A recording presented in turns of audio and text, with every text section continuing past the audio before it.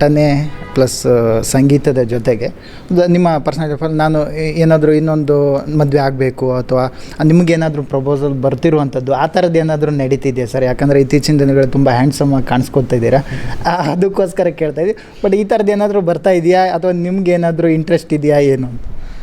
ಮದುವೆ ಡೆಫಿನೆಟ್ಲಿ ಜೀವನದಲ್ಲಿ ಪ್ರತಿಯೊಬ್ಬರಿಗೂ ಒಬ್ಬ ಪಾರ್ಟ್ನರ್ ಅನ್ನೋದು ಬೇಕೇ ಬೇಕು. ಇಟ್ಸ್ 100% ಸತ್ಯ ಅದು. ನನಗೂ ಎಕ್ಸ್ಪೀರಿಯನ್ಸ್ ಇವಾಗಲೂ ಕೂಡ ಆಗ್ತಾನೆ ಇರುತ್ತೆ. ಅದು ಭಾಳ ಸಂಗಾತಿ ಅನ್ನೋದು ಪ್ರತಿಯೊಬ್ಬರಿಗೂ, ಒಂದು ಗಂಡಿಗೆ ಹೆಣ್ಣು, ಹೆಣ್ಣಿಗೆ ಗಂಡು ಖಂಡಿತವಾಗ್ಲೂ ಬೇಕೇ ಬೇಕು. ಅದು ಈಗ ಯೂತ್ ಆಗಿದ್ದಾಗ, ಮೈಯಲ್ಲಿ ಶಕ್ತಿ ಇದ್ದಾಗ ಓಕೆ. ಒಂದು ವಯಸ್ಸಾದಮೇಲೆ ನಿಮಗೆ 100% ಒಂಟಿತನ ಕಾಡೋಕ್ಕೆ ಸ್ಟಾರ್ಟ್ ಆಗುತ್ತೆ. ಅವಾಗ ಅನಿಸುತ್ತೆ ಇಲ್ಲ ನಾನು ತಪ್ಪು ಮಾಡಿದೆ, ನನಗೆ ಭಾಳ ಸಂಗಾತಿ ಬೇಕಿತ್ತು ಅಂತ. ಸೊ ಆಗ ಕೊರಗೋದಕ್ಕಿಂತ ಒಂದು ಒಳ್ಳೆ ಭಾಳ ಸಂಗಾತಿ ಹುಡುಕಬೇಕು. ಸರ್ ಈ ಥರದೊಂದು ನಿರೀಕ್ಷೆ ಇಲ್ಲ ಇಲ್ಲ ಇಲ್ಲ, ನಾನು ಆ ಥರ ನಿರೀಕ್ಷೆ ಬೇಡಪ್ಪ, ಅದೆಲ್ಲ ಹೇಳ್ಬಾರ್ದು. ಅದು ನಿರೀಕ್ಷೆ ಅಲ್ಲ ಸರ್, ಅದು ಆ್ಯಕ್ಚುಲಿ ಪರೀಕ್ಷೆ. ಅದು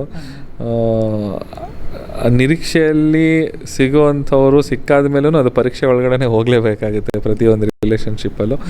ಆ ಪರೀಕ್ಷೆ ಒಳಗಡೆ ನೀವು ಯಾವ ರೀತಿ ಒಬ್ರನ್ನೊಬ್ರು ಅರ್ಥ ಮಾಡಿಕೊಂಡು ಅಂಡರ್ಸ್ಟ್ಯಾಂಡಿಂಗ್ ಬರುತ್ತೆ. ಸೊ ಅದ್ರ ಮೇಲೆ ಜೀವನ ಮುಂದೆ ನಡ್ಕೊಂಡು ಹೋಗುತ್ತೆ. ಸೊ ಹಾಗಾಗಿ ಈ ಸಲ ಸ್ವಲ್ಪ ಟೈಮ್ ತೊಗೊಂಡು ಯೋಚನೆ ಮಾಡಿ ನೋಡಿ ಆಮೇಲೆ ನಿರ್ಧಾರ ಮಾಡ್ತೀನಿ. ಅಂದರೆ ಸರ್, ಈಗ ನೀವು ಏನೇ ಆಗಲಿ ಮದುವೆ ವಿಚಾರ ಮಾಡಿದಾಗ ಅಥವಾ ಏನೋ ಒಂದು ಮೋಟಿವೇಶನ್ ಕೊಟ್ಟಾಗ, ಬಟ್ ಅದು ಜನರು ಯಾವ ರೀತಿ ರಿಸೀವ್ ಮಾಡ್ಕೋತಾರೆ ಅಂದರೆ ಈ ಕಮೆಂಟ್ಸಲ್ಲಿ ಅಯ್ಯೋ ಚಂದನ್ ಶೆಟ್ಟಿ ಅವ್ರಿಗೆ ಹೀಗೆ ಆಗಬಾರ್ದಾಗಿತ್ತು, ಅಯ್ಯೋ ಈ ಥರದ್ದೆಲ್ಲ ನೀವು ಕಮೆಂಟ್ಸ್ ನೋಡಿರ್ತೀರ ಅಂದ್ಕೊಂಡಿರ್ತೀನಿ.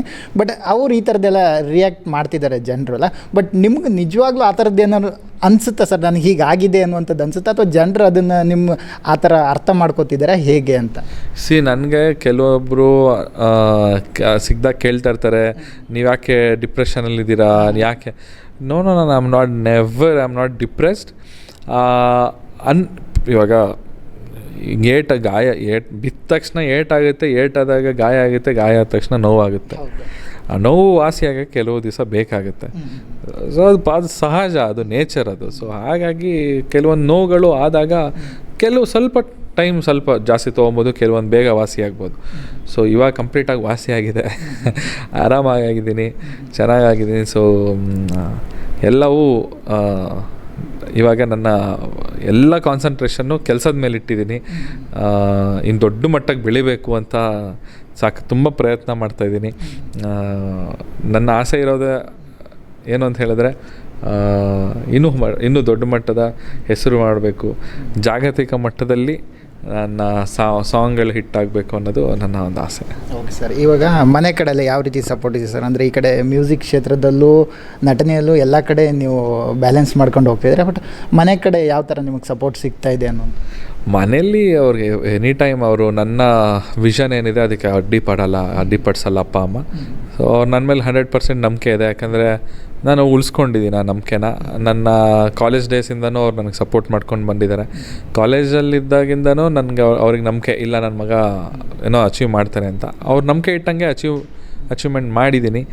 ಆ್ಯಂಡ್ ಇನ್ನೂ ಹೆಚ್ಚಿನ ದೊಡ್ಡ ಮಟ್ಟಿನ ಅಚೀವ್ಮೆಂಟ್ ಮಾಡಬೇಕು. ಸೊ ಹಾಗಾಗಿ ಅವ್ರಿಗೆ ನಂಬಿಕೆ ಇದೆ, ನಾನು ಮಾಡೋ ಡಿಸಿಷನಲ್ಲಿ ಕರೆಕ್ಟಾಗಿರುತ್ತೆ ಅಂತ ಅವ್ರಿಗೆ ನಂಬಿಕೆ ಇದೆ. ಓಕೆ ಸರ್, ಇವಾಗ ಕೊನೆಯದಾಗಿ ಸಿನಿಮಾ ರಿಲೀಸ್ ಆಗ್ತಿದೆ 17ನೇ ತಾರೀಕು. ನಿಮ್ಮದು 3ನೇ ಚಿತ್ರ, ಇನ್ನೂ ನೆಕ್ಸ್ಟ್ ಬರ್ತಾ ದೊಡ್ಡ ಸಿನಿಮಾಗಳು ಇದ್ದಾವೆ. ಬಟ್ ಈ ಚಿತ್ರದ ಬಗ್ಗೆ ಜನರಿಗೆ ಏನಾದರೂ ಹೇಳೋದಾದರೆ ಕೊನೆಯದಾಗಿ ಏನು ಹೇಳೋಕ್ಕೆ ಇಷ್ಟಪಡ್ತೀರಂತ ಚಂದನ್ ಶೆಟ್ಟಿ ಅವರು? ಚಿಕ್ಕ ಸಿನಿಮಾ ಆಗಿರ್ಬೋದು ನಮ್ಮದು, ಎಲ್ಲರ ಕಾಲಿರುತ್ತೆ ಕಾಲ, ನೀವು ಟ್ರೈಲರ್ ನೋಡಿದಾಗ ಗೊತ್ತಾಗುತ್ತೆ.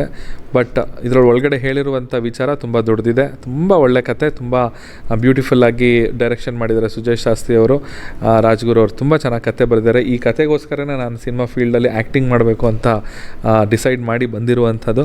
ತುಂಬ ಶ್ರಮಪಟ್ಟು ಈ ಕ್ಯಾರೆಕ್ಟರ್ನ ಆ ಕ್ಯಾರೆಕ್ಟರ್ಗೋಸ್ಕರ ತುಂಬ ಶ್ರಮಪಟ್ಟು ಆ್ಯಕ್ಟಿಂಗ್ ಮಾಡಿದ್ದೀನಿ, ಆ್ಯಕ್ಟಿಂಗ್ ಮಾಡುವಂಥ ಪ್ರಯತ್ನ ಮಾಡಿದ್ದೀನಿ. ತಾವು ದಯವಿಟ್ಟು 17ನೇ ತಾರೀಕು ಬಂದು ಸಿನಿಮಾನ ಥಿಯೇಟ್ರಲ್ಲಿ ನೋಡಿ ನಮ್ಮೆಲ್ಲರಿಗೂ ಆಶೀರ್ವಾದ ಮಾಡಿ. Thank you.